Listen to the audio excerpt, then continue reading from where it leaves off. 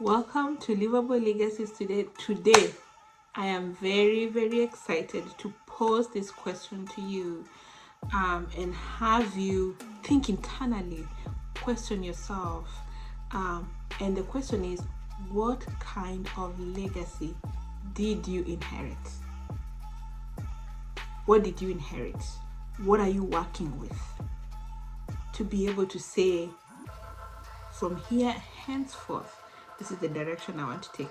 Because we all did not inherit nothing. Okay, yes, true, the playing ground is not level, right?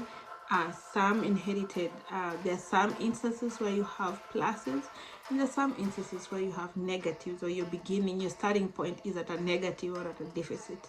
So the question to you is, what kind of legacy did you inherit? And this is a question that will force you to go internally and think about yourself and your life and where your starting point, your original starting position is relative to where you want to go.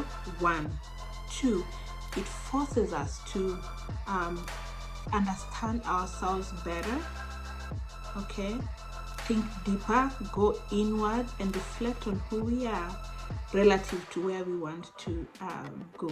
And it helps us understand ourselves, also explain our choices, rationalize the choices we have made, places we have been, how we are, who we are, and then relative to where we want to go. Okay, so welcome and let's get started. Welcome to Livable Legacies.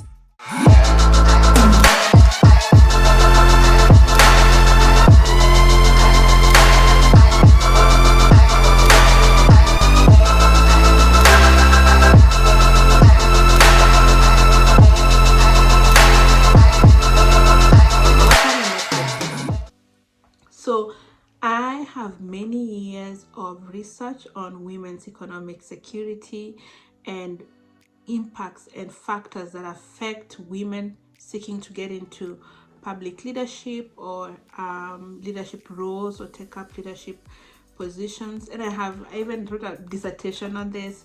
I even have a PhD based on policies that impact on women's political leadership and policies that impact on women's economic security. But in all of this research, what I came to find is 2 things. 1, the more things change, the more they have remained the same with regards to women's capacity to advance themselves. So that's one. The other, what do I mean by when I say the more things change, the more they remain the same? It's true. Currently, we experience and enjoy a lot of benefits that our 2 generations back, great grandmothers, for example, did not enjoy. For example, in America today, we can vote. In Kenya today, girls can access education, right? And that was definitely not the case 50 years back, 60, 70, 100 years back. That was not the case. And there are so many other things that women could do or could not do, and now they do. So that is change, right? But what I mean by the more things change, the more they remain the same, there are very many instances in where things have continued to remain the same, and things are continued to, some things are persistent. It changes the form of it, okay, but then it is more or less the same fight. It is more or less the same. It's like taking 4 steps forward and then 3 backwards. So in some ways, there are things that have remained the same. For example, the way things have remained the same, there is a disproportionate difference between the wage gap based on gender. That's one. And there's a disproportionate number of women in certain sectors than others, and so in that aspect, and the thing is, these differences eventually impact on women's economic security, particularly in retirement. Okay, so, and we have research to back this up. So my question is, so clearly it is not about the government changing policies. Okay, policies have changed over time, but over time, the status has improved, but there's no overhaul of the entire system, or the way in which women experience their lives. There's no complete overhaul and a complete 180-degree change. And so why is that? So the policies have changed. The government has definitely put in place measures to support women's economic security. Right now, and I don't know where you come from, please let me know. There are all these aspects of law and social policies that have been put in place to ensure, the playing ground is sort of even. But even then, and many women have benefited from that. I am definitely a beneficiary of some of these policies, true. But the thing that I'm trying to drive is, in many ways, across board, it's more or less still the same. It's not the same shape or color, but it's another shade of it, is what I'm trying to get to.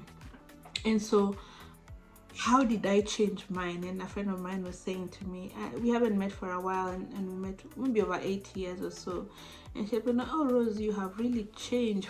What happened?" And so I began this, and people who have not known me for a while, and have not met me for a few years, will always say this. They say, "Oh, Rose, you've changed. What has happened? What did you do?"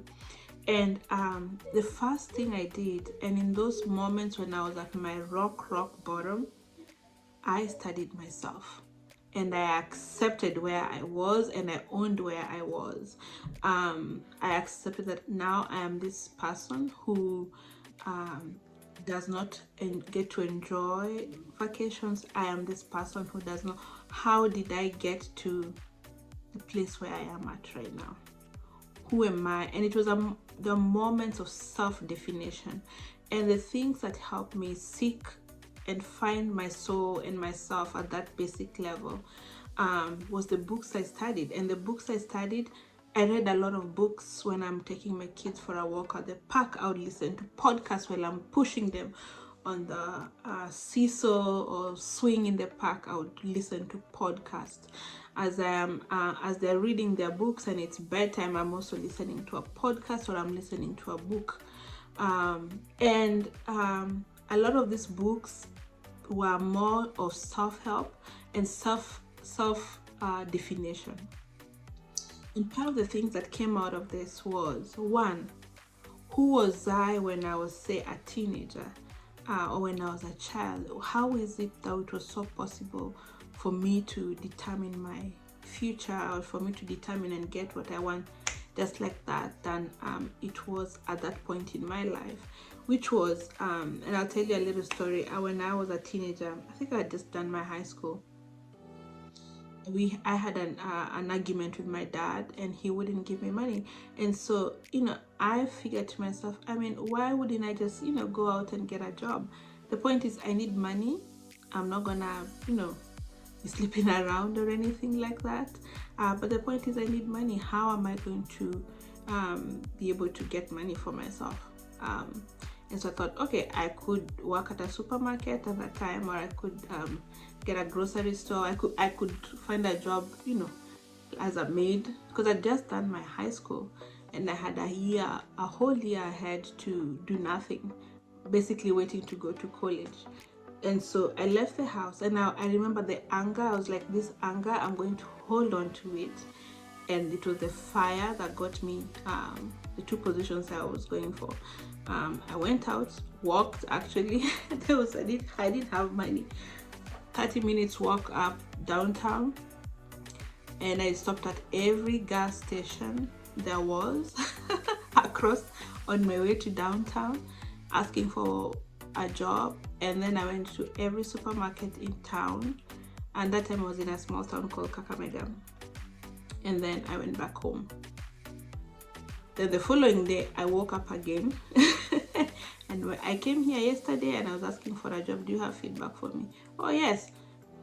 So I got 3 offers at that time, and then the problem was deciding what job am I going to take, and I ended up taking a gas station job. What's the point of this story?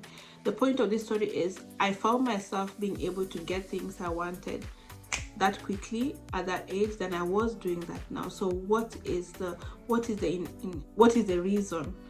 And one of the things I found out from reading these books, one of those was Eckhart Tolle's book, The Power of Now, and a few others, and I'll find them and recommend them down in this down in the caption. Is our thoughts. The older we get, the more our thoughts and are influenced by so many other factors. We've become more risk averse because now I have children. It is not just me I have to live for, I have children to live for. The stakes are higher. So I'm more risk averse. I have to think about me and my children. I have to think about what if I make this move, how will that impact my husband, how will that impact, and we are immigrants, so you're always contemplating how will my decision impact my husband, my children, people who are depending on me. And believe me, at that time I'm at the rock bottom, but there are people still back at home who are depending on me for their livelihood. So every decision I make, I'm having to account for all these other aspects of people who will be impacted by my choices. That's one. So that is one of the drivers that was making me risk averse. And I'm assuming, and I think that would resonate with someone, that the older we get, the more risk averse we get, and therefore that tends to keep us down and not moving forward and confidently towards the direction of the choices and decisions that we make. So that's one. Then the other thing is I became relentless. For the same children being the same motivation, I became relentless. And that time they were young, and looking at the new environment where we are at, the kind of dream I had for them, the kind of life I wanted for them to have, where they will go to school. Believe me, one of the things that was motivating me to come to America was that my kids would be able to do just things I used to watch on TV. Be in a ballet, play a musical instrument, just very, very vain things. But once I got here, I realized, okay, well, that is just like very basic. But there are other things that I now want them to have. I want them to be able to get a good education. I want them to be able to be surrounded by very well-rounded, kind human beings. I want them to be able to go the farthest they can, and above all else, I wanted them to have freedom. I want them to go at something in their lives because that's where the passion is, but not because their options are so limited that is what they have to do to survive. Just get them out of that survival mentality, survival mode. That was the biggest motivation. And I was looking at my environment at that time. There was nothing in my environment that was not suggesting to me we are still in survival. And so I had to seek myself. I had to find myself. I had to go within. What is it within me that I want and that I want for my children? And why am I not getting to where I want as quickly as I want? For God's sake, I am the most highly educated. I have a master's degree or a PhD. Why am I not? And yes, I have these teaching positions, but based on the ranking of the academia, I'm not at the peak of that teaching position role. I'm beginning from scratch, number one. Number two, I have a lot of opportunity costs that I have already incurred by pursuing a very highly I would say elite program in the academia on one hand, and on another hand, it's there's a lot of opportunity costs when you're not fully in the workforce and being a grad student.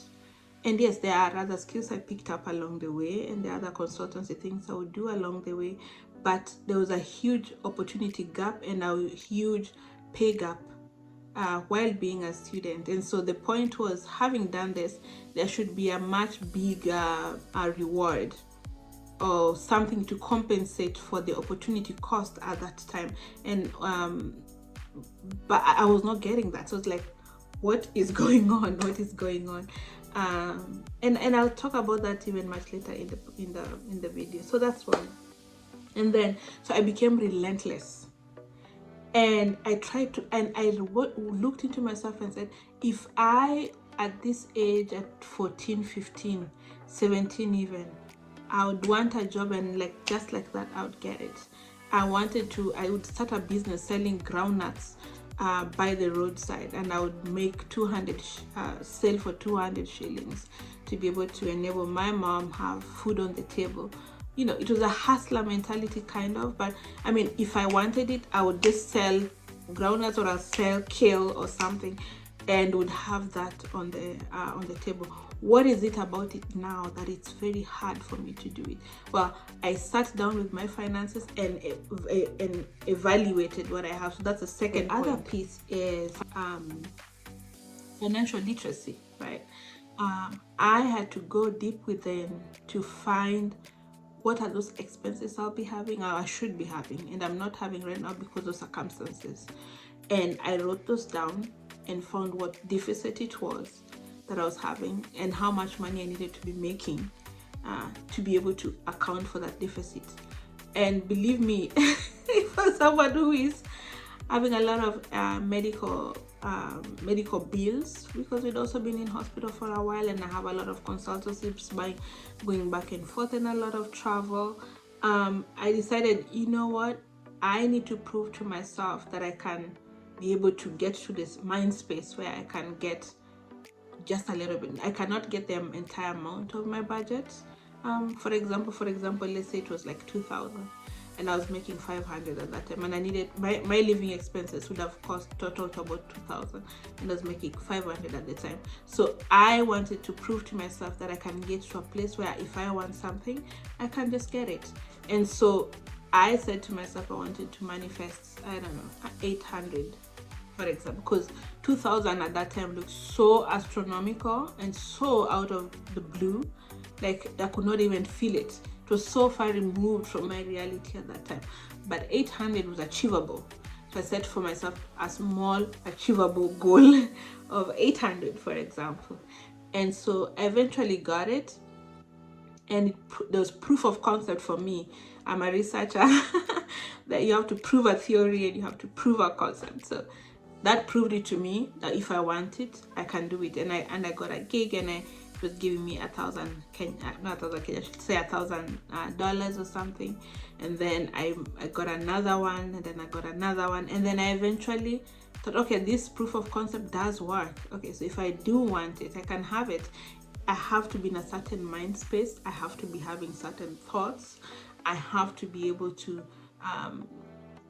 put my risk averseness on the side, which is not easy to do, particularly because of the environment at which I was at that time. So that's one. Then two was career adjustment did it for me. How did career adjustment do it for me?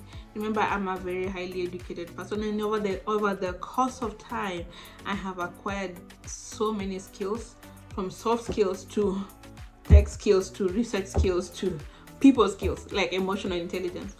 All of these skills, there was somewhere they're going to be applicable. So where would I best apply this skill set in ways that would give me the highest return on investment? So that's what I did next. And for all of us who, either you are highly educated or you have reached your rock bottom and you want to get out of, and that's like, this is the point of no return. It is upwards or it is upwards. Like, there's no other room for any other direction for this to be going. I am speaking to you. Evaluate all the skills, what you have already as of now, where you're standing. You have what it takes. Let me tell you, you already have what it takes to break even from the environment where you are in. You have to just find it within yourself. Okay? You have to just find it within yourself. You have it within you to be able to break even from the environment where you are at this point. Okay. So that's the third thing, career adjustment. So I took the transferable skills that I could transfer and broke into tech and did consulting. I went into consulting for a while. I did research consulting for academia.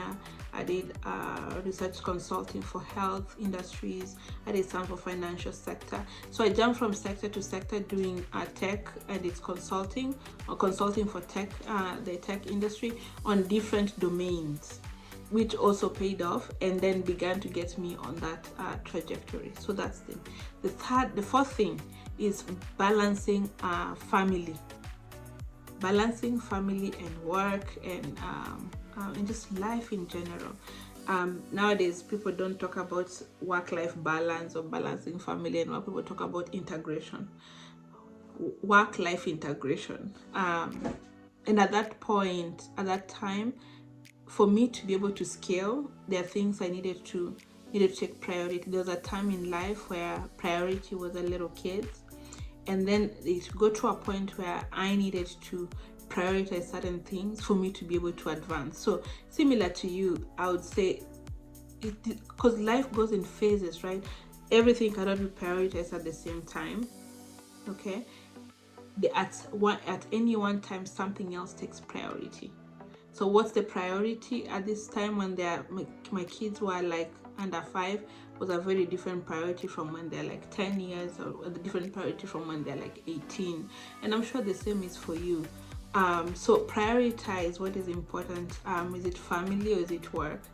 Do you need to quickly scale to go forward in order to get more time to stay with the kids, or spend some more time with the kids? Or do you need to spend some more time with the kids now and then later on scale up, find the time to scale up to be able to advance your career, advance your economic situation? So that's the third thing. And with regards to that, I think one of the parting shots that I will leave you with is to thrive where you are planted. Where you are is good enough. From there, you can make it better, you can make it excellent, you can make it amazing, but there is potential, and I work with this everywhere. Thrive where you are. The government might be falling apart. COVID might be hitting. Everything else in your environment where you want to go, in your environment, there might be nothing that points you to the direction of where you are, or there will be nothing that is a role model. No one is a role model for where you want to be. It is still possible for you to get to where you want to be by your thoughts and by your desires. You can make it happen. Okay? All right. That is all for today. I wish you well. Bye. Thanks for watching. Don't forget to hit the like button and subscribe so you never miss out on the latest content. I'll catch you in the next one.